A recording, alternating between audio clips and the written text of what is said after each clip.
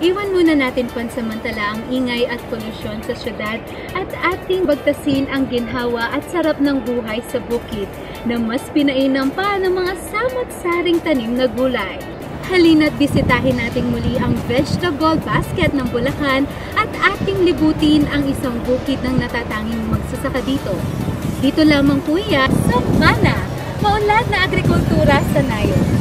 Dahil sa hitik sa sustansya ang gulay, pinansagan ito bilang pampahaba ng buhay. Ngunit, maliban sa kagandahang hatid nito sa ating katawan ay nagbibigay din ito ng magandang kabuhayan sa ating mga kapatid na magsasaka. Dito sa bayan ng San Ildefonso, Bulacan na tinaguriang vegetable basket ng lalawigan ay matatagpuan ang ilang natatanging mga magsasaka na nabigyan ng magandang buhay dahil sa paggugulay. Isa na rito si Melchor Diego ng Barangay Sapang Dayap. Dahil sa hirap ng buhay ay maagang namulat si Melchor sa pagsasaka. Sa aming paglaki ang kinakagis na naming buhay pagsasaka. Nung kami maliliit pa ang aming mga magulang nagsasaka na sila. Hanggang sa kami nakatapos ng grade 6, hindi na kami mapag-aral kasi dala ng kahirapan ng buhay. Kaya napilitan kami sumama sa pagsasaka. Simula sa kami lumaki, nagsarili na kami ng aming pagsasaka na natutunan namin sa aming mga magulang. Bagamat nakapagtapos lamang siya ng elementarya, ay patuloy siyang nagsikap upang maihango sa kahirapan ang kanilang pamumuhay. Sa kanyang bukirin na may lawak na 4 na ektarya ay makikita ang samot-saring mga pananim na gulay. Mula sa mga nagagandahang mga ampalaya, sitaw, talong, kamatis at mais ay nag-aalaga din siya ng mga baboy at baka. Tara! At samahan niyo ko at ating pasyalan ang kanyang bukirin. Narito tayo sa taniman ng kamatis ng ating National Gawad Saka 2015 High Value Crop na farmer na si Melchor Diego. Melchor, gaano ho kalawak itong taniman po ng inyong kamatis ngayon? Sa ngayon, itong aming nakatanim na ito, mga 2,000 square meter lang kasi nga ang problema namin tubig pag ganito tag-arawan. Pero ang kamatis ho ba ay mainam din po itanim kahit dry season na po? Mainam po itanim ang kamatis kahit dry season na kasi nga ang purpose dito sa kamatis, mapalaki mo lang ang bunga kahit hindi mo na siya totally tubigan, nahihiling ng lahat ang bunga niya. Tapos ang kaibahan nito, pagka namatay ang kamatis, kung may balag naman siya, malaking menos na sa susunod na itatanim. Halimbawa tulad ng ampalaya, upo, yung sitaw. Malaking menos na ang puhunan, hindi na babalag ulit. Una-una sa labor. Ayan po. Ikwento niyo po sa amin ngayon kung paano ho ang inyong pamamaraan ng pagtatanim at pag-aalaga po ng kamatis. Sa kamatis, ang pamamaraan namin sa pagtatanim, una-una papaararan namin sa traktora. Pangalawa, patutulong namin sa cultivator kung tawagin namin, yung pantulong talaga. Pangatlo, magpa-plastic mulch kami, magsasabog kami ng taing manok o kaya organic na vermi. Pang-apat, maglalati kami ng plastic mulch, ikaraan, bubutasan. Yun nga lang, pagka kami nag-aapra na, hindi na kami nakapamumula, bibili na kami ng seedling na ready na agad para maitanim na siyang madalian. Ang pag-aalaga naman sa kamatis, mapakadali lang. Every 3 days, didilgin mo lang siya ng calcium hanggang maliliit. Mas na isang buwan na siya, bro mo siyang sabugan ng pataba sa pagitan. Kaya mapakadali na, magamit na lang ng pagitas. Okay ho. Ano naman ho yung kahalagahan po nitong plastic mulch po na ito? Ang kahalagahan ng plastic mulch na ito, unang-una, sa pagpapataba mo, hindi ka yung pataba mo ilalagay, kakain automatic lahat ng kamatis kasi walang damo sa ilalim. Pangalawa, kahit gaano katagal na yung araro mo, basta nabasa at buhagan pa rin siya. Yun ang kaibahan ng may plastic mulch. Saka nakaka-reflect sa hayop, hindi takaw hayop ang haman. Ngayon ho, itong kamatis pong ito ay kailan ho ha-harvest o nag-harvest na ho kayo ngayon? Sa ngayon, ang kamatis kasi 2 buwan sakto lang, automatic napipitasan. Every 2 days naman napipitasan. Ang tagal ng harvesting naman sa kanya, halos 2 buwan din mahigit. Sa pagmamarket naman po ng kamatis, ay saan niyo po ito dinadala? Yan ang isang problema namin sa pagmamarket ng kamatis. Una-una, yung daan. Pangalawa, yung sasakyan, wala naman kaming problema kasi meron kaming nasasakyan dito. Ang problema nga lang namin, nawawala ang quality ng aming gulay sa sobrang 4 na hawak bago makarating sa Maynila. Yun ang problema namin. Kaya medyo bumababa na rin ang presyo. Ito naman po ay organically po ba na tinamnan po at tinalagaan? Totally, hindi naman 100% organic.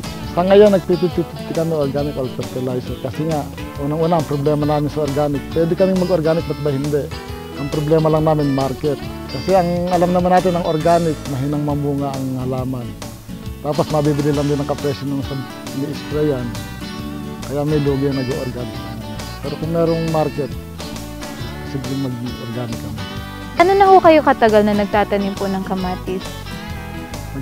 Gano'ng katagal na kami nagtatanim ng kamatis? Mga 30 years na siguro. Hindi na matandaan. Kasi simula pa lang ng bata kami, sinasama na kami ng mga magulang namin sa bukid. Una sa palay. Hanggang sa inabot namin yung maghalaman. Nung kasing araw, sa totoo lang, naghahalaman kami, bahala na kami sa buhay namin kung kami tao hindi. Pero nung ako'y lumaki na at naka-attend ako ng mga training ng gobyerno natin, lalo na sa BA, yung palang isang paghahalaman, isang negosyo na rin kasi nung ko lang nalaan na basta pala ginamit ito ng puhunan, ng pinasyal na puhunan, negosyo na pala yun. Kaya doon ko nalaman ang paghahalaman ng isang negosyo. Kailangan sa negosyo, kumita ka, hindi ka malugi. Okay, dito naman ho ba sa kamatis ay kumikita po kayo? Sa ngayon, ang kamatis, kumikita kasi nga una-una maunti la puhunan. Tapos sa ngayon na 20 pesos isang kilo. Sa yung 2,000 square meter natin, matipusan ko ng mga 4 na tiniladang sa matapos. Ngayon naman po ay dumako tayo sa maisan ni Camel Chor Diego. Camel Chor, ito ho, gaano ho kalawak ang inyong tinamnan ng mais? Ito ngayon sa yung tinamnan namin ng mais, mga half hectares yan ngayon. Half hectares. Buti ho nagtanim ho kayo ng mais. Kasi nga merong may training na taga-DA tungkol sa mais. Mahirap, sabi ko nga sa inyo kanina, pag merong bago, tinetesting namin kung kikita ba, ba't hindi pagpapatuloy. Eh, sa ngayon naman, sa nakikita ko sa tanim naming mais, mukhang approve sa aming lupa. Dito ho tayo sa inyong, anong tawag po dito? Balag po? Balag na sitaw. Balag na sitaw po. Paano nyo malalaman na ready to harvest na po ang mga sitaw? Ang sitaw po kasi hindi naman sinusukat, basta po malaki na, titaas na po siya. Pagka po siya lumaos, dito po siya magaling. Paano nyo masasabing laos na ho ang isang sitaw? Pagka umuusad na yung buto niya, laos na siya, minister natin. Ang lagas na lang siya, mura-mura na. Ang sitaw po ba ay nangangailangan po ng marami rin pong tubig para ito ay tumubo? Ang sitaw kailangan maraming tubig. Kaya kami ka-flashlight namin para mag-sustain po namin tubig. Tapos po, ilang buwan ho ito bago po talagang fully harvested na po? Yung tatay na. Opo. 4 na buwan. Mula sa pagkakatanim, 4 na buwan hanggang sa namatay. Tapos po, ano hong klaseng pag-aalaga po ang ginagawa po ninyo sa mga sitaw po ninyo? Dito sa sitaw namin, ang ginagawa lang namin alaga, kasi ang sitaw kasi basta na tumaas na, nasa pagitan na agad, puro sabog na lang kami ng pataba. Para hindi, mahirap kasi sa totoo lang, mahirap mag-delay. Kaya puro sabog yung ginagawa namin sa pataba namin. Sa kaya may po kami mga organic, kasi nga nagtipid-tipid kami sa organic at sa chemical. Dito po sa lawak ko ng inyong sitaw po na tanim, nakakamagkano ho kayo kada harvest po? Ngayon tulad niya, naka-isang laksa akong tawagin pagka 62,000 sa harvest. Ilang beses po kayong ha-harvest po? Itong sitaw na ito, mga 30 harvest po bago naman. Oh, so 30 times 4,000 ay kikita nga naman din sa sitaw. Kita sa paghahalaman talaga, kaya hindi namin iwan ang paghahalaman. First love niyo po ito, nandiyan ang buhay no? namin. Opo, first love. Dahil sa ang kanyang bukirin ay matatagpuan sa mataas na bahagi ng kanilang bayan, hindi naging problema kay Camel Chor ang kakulangan sa patubig. Sa katunayan, maliban sa kanyang mga tanim na samut-saring gulay ay nagtatanim din siya ng munggo at mani na parehong hindi nangangailangan ng maraming patubig. Nandito po tayo sa lupain kung saan tinatamnan ni Camel Chor ng una ay palay pero ngayon ay nakikita natin ay puro mungguhan po dito. Bakit po kayo nagtatanim po ng munggo dito? Kasi po unang-una ang munggo, isang pamamaraan para maibalik yung dating kalusugan ng lupa. Pangalawa, nagiging negosyo pa rin namin kasi ang ginagawa namin, pa-araruhin namin, sasabugan namin ng munggo, araruhin ulit para masyadong ganun. Ngayon, pagka namumulaklak na siya, araruhin para maging pataba siya ng lupa, pero hindi ganyan ang ginagawa namin. Una, pinamumunga namin siya, kinukuha namin yung unang bunga. Yung pangalawang bunga niya, araruhin namin. Pagdating ng Mayo, pag-ulan, automatic tutubo siya. Tama-tama, bago kami magtanim ng palay, namumulaklak na siya. Yun ang ginagawa namin green manuring. Okay, green manuring po. At napaka-healthy po. Kaya naibabalik namin yung ganda ng at sustansya ng aming lupa. Ilang taon yun na pong ginagawa po itong green manuring po? Ito, mahigit ng 2 taon namin ginagawa. Una kasi dito na kami sa bukid, pero ngayon hanggang sa parang na dahil hindi naman pala kailangan ng munggo at mani ang tubig. Yung pakaramihan natin ng mga ganito. Tumako ho tayo dito sa mga tanim na mani ni Camelchor. Camelchor, napaka-interesting ho na pag-usapan ho ang pagtatanim po ng mani. Paano nga ho ba magtanim po ng mani? Napakaginhawa lang po magtanim ng mani kasi nga po ang mani. Basta po naarabot tulad din ng kalabaw. Umuuso nga po ang kalabaw dito. Gusto na lang po ng budbod. Oras po siya makatubaw, maanangkit hindi. Sigurado po pag-aan. Tulad po nito, ito po hindi po na ulit nag-get. Ngayon po ito na siya. Nice. Ito po pala yung mga mani na nilalaga po. Okay po. Tapos po, ang kinikita nyo po dito sa mani ay sobra naman po compare sa nagagastos po ninyo sa produksyon? Malaki po ang sobra kasi nga po, una araro lang. Yung binhilan. Tulad po nito, isang buto lang po ito. Agad po karami naging ay, oo nga ho. Kaya nga po, mas malaki ang kita. Una po sa tubig. Kahit po walang patubig, makapagtatang gawin lang. Okay ho. May pinipili po bang lugar at saka lupa ang pagtatanim ng mani? Wala po kasi po sa subok namin, lahat po ng lupa namin, malakit magalang. Nakakami namin ng pagkakas. Pero pumaya-advise ko lang po pagka po tagulan, mas maganda po lagyan ng plastic mats. Para po mas malabang lupa, mas mabaisan lang. Pagtatanim din po ba ng mani, ano ho kadalasan ang nagiging problema naman po?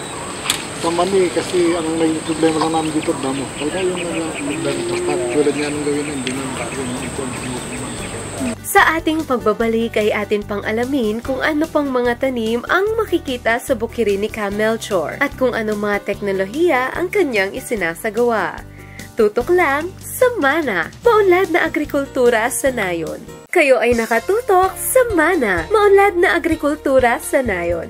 Matatagpuan din sa bukirin ni Camelchor ang samut-saring fruit-bearing trees. Kabilang na ang suha, atis, kalamansi, guyabano, chiko, sampalok, papaya at iba pa. Mayroon din siyang tanim na pinya. Ngayon ho ay makikita ho natin dito, napakarami po ninyong tanim na pinya ho. Pwede ho pala ang pinya sa kahit mainit ho na panahon. Oo naman, kasi nga tulad dyan itong aming tanim na pinya nato, isang taon na. Hindi mo namin tinutubigan to, kundi konti-konting pataba pagka umuulan, pagtagulan, lalagyan namin. Okay ho, sa isa hong puno ho ng pinya na ganito, ilan ho ang sisibol na prutas po? Isa lang din po. Tapos, kailan ho muli itong magkakaroon po ng prutas? Isang taon po bago magkaroon ulit. Every years po nakaka-harvest na dyan. Or sa magsimula ka mag-harvest, every years makaka-harvest ka na dyan. Matamis naman po ba ang prutas po ng pinya po ninyo dito? Matamis po yan kasi nga po sa yung totoo po, ito purong organic na po ito. Ang nilalagay po namin dito, berni. Tapos po, kapag naman ho magpo-produce ho kayo ng panibago, ang binhi po nito ay pwedeng galing na rin ho sa mga... Opo, galing po sa bunga. Tulad po nung nasa ibabaw na yun, naman po ito. Kaya lang po matagal, iba po yung sa ilalim ng bunga. Tapos ho, madali na ho silang lumaki ho noon. Basta isang taon, mamumunga siya. Okay po. Sige po, punta pa po tayo sa mga iba po ninyong mga prutas po doon. Agri-teknolohiya. Tila pahirap sa mga nagtatanim ng gulay ang pamimeste ng iba't ibang insekto. Ngunit, ilang pamamaraan ang isinasagawa ni Camelchor upang maiwasan ang pagkalugi. Bumabaho kami dito sa may bukirin ni Camelchor dahil meron akong kakaibang nakita na bagay at tatanungin natin si Camelchor kung ano nga ba ito. Camel, ano ho itong bote na parang merong hong mga insektong nadikit ho dito? Gaya nga nang nasabi ko kanina, kami nagpipinti-pinti sa organic. Nakakita kami sa bilihan ng mga materialis sa pagbubukid. Nakabili kami ng supernet daw kung tawagin yon. Ipipisik lang daw sa bote, maakit na yung mga kulisap na nakapepeste sa aming gulayan. Kaya, totoo pala, ito't nakita naman nga namin yung resulta. Maraming nakadikit na insekto. Kaya, kasi nga kung nagpipiti-piti kami, hanggat makakaiwas kami sa pag-spray ng gulay, ginagawa namin. Mahal kami ibang pamamaraan para makaiwas lalo. Okay ho. Ilan hong mga bote ho ang nakapalibot ho dito sa inyong bukirin? Basta sa loob ng aming halamanan, mahigit 100 piraso itong boteng ganyan. At kailan nyo ho ito papalitan po? Hindi naman namin pinapalitan yan, pisik lang kami ng pisik. Kada magtatanim kami, bago mag-ani, magpipisik namin uli lahat yun. Para makatipid. Una-una, malaking katitirang kaya bibili ka ng insecticide. At ngayon, nandito pa rin tayo sa mga tanim na sitaw ni Camel Chorchego. At may napansin akong kakaiba na naman. Ayan, ito ay napakakulay na bulaklak po. Ano pong tawag po dito? Ang tawag dyan ay amarillo. Ito po ba ay tinanim lang po dito o isa po itong damo? Ano hong purpose po nito dito? Ito kasi nung una itinanim namin. Kasi nga sabi kasi seminar ko nga training, sabi nila yung daw kulay na ito nakakapagtaboy ng mga kulisap. Kaya mas maigi daw itanim sa mga gulayan para makamenos nga sa puhunan. Ngayon naman po ay nakikita nyo naman ho na tinataboy ho nito yung mga kulisap. Sa namin, natataboy naman. Hindi nga lang totally lahat kasi nga maray kulisap, ilang puno pa lang yung natataboy namin kasi nga bago pa lang kami.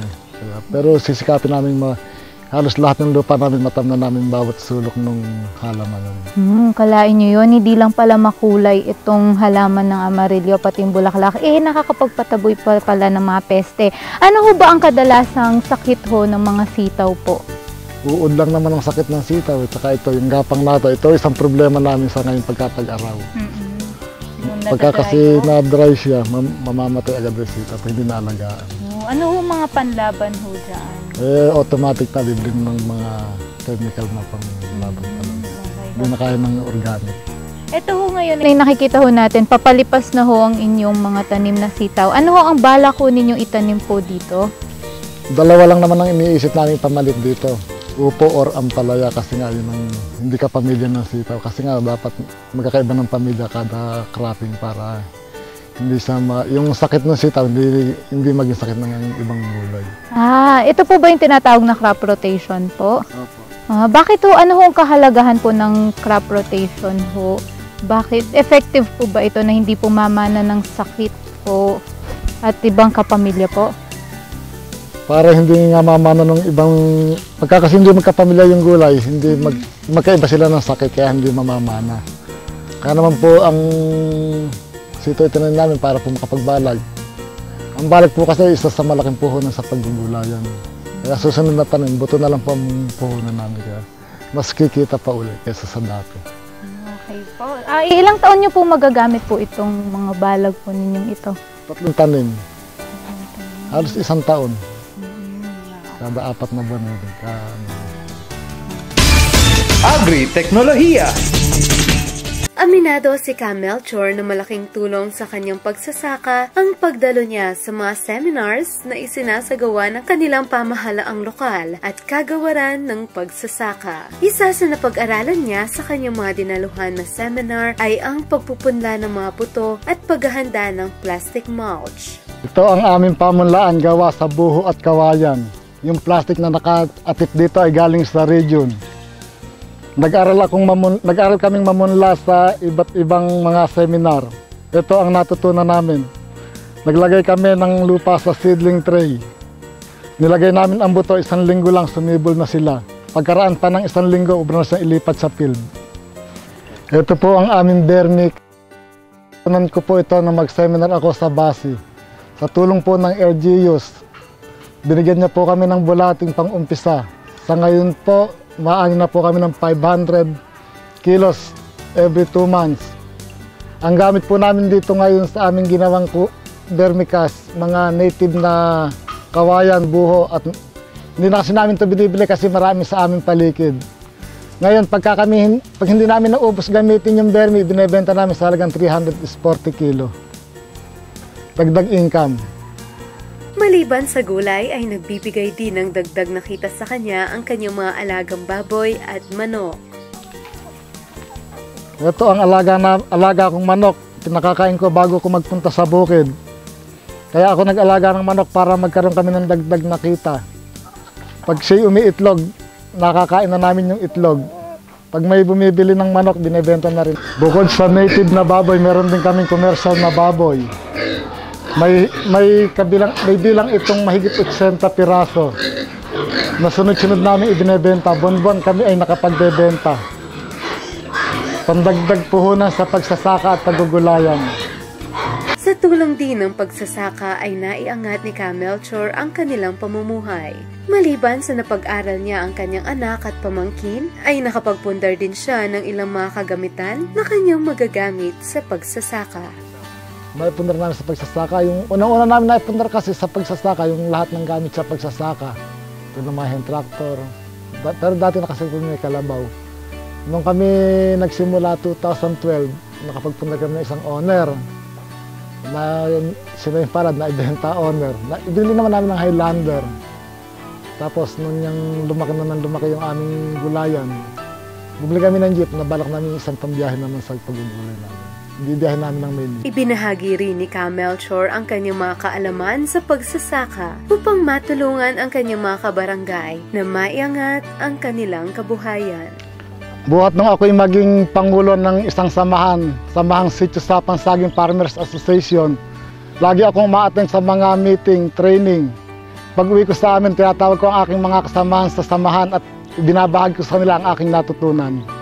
Tila nga nagbunga ang kanyang pagsusumikap sa pagsasaka. Dahil nitong nagdaang 2015 ay kinilala siya bilang National Gawad Saka Outstanding High Value Crops Farmer. Sa ngayon, isa na siya sa mga nakahanay bilang pinakamagaling na magsasaka hindi lamang sa gitnang Luzon kundi buong bansa. Sa ngayon ay patuloy na pinagsisikapan ni Ka Melchor na lalo pang mapagbuti ang kanyang pagsasaka. Patuloy siyang tumutuklas sa mga makabagong kaalaman at kanya itong ibinabahagi upang mas marami pang magsasaka sa kanilang lugar ang umasenso sa pagsasaka. Tuloy pa rin siya, Senyor. At sasamantalan ko na rin po ang pasasalamat, lalo-lalo na po sa Department of Agriculture na naging focus po nila ang magbigay ng training at seminar. Napakalaking tulong po sa amin, mga hindi nakapag-aral na magsasaka, ang naibigay nila para sa aming kabuhayan. Kaya ako po ay nagpapasalamat sa ating gobyerno, lalo-lalo nga po sa Department of Agriculture. Advice ko sa mga kapwa ko magsasaka, yung wag lang silang magmadali.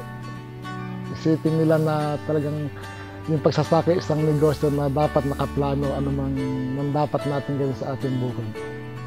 Huwag lang silang magmamadali. At saka yung mga training at seminar, lalo sa kapag hindi nakapag-aral, basta may nag-input sa yung technician at hindi kayo mawawalan, tsaka na magkakaroon kayo. Naging buo din ang suporta ng kanilang lokal na pamahalaan upang lalo pang mapaghusay ng mga magsasaka ng San Ildefonso ang kanilang pagsasaka.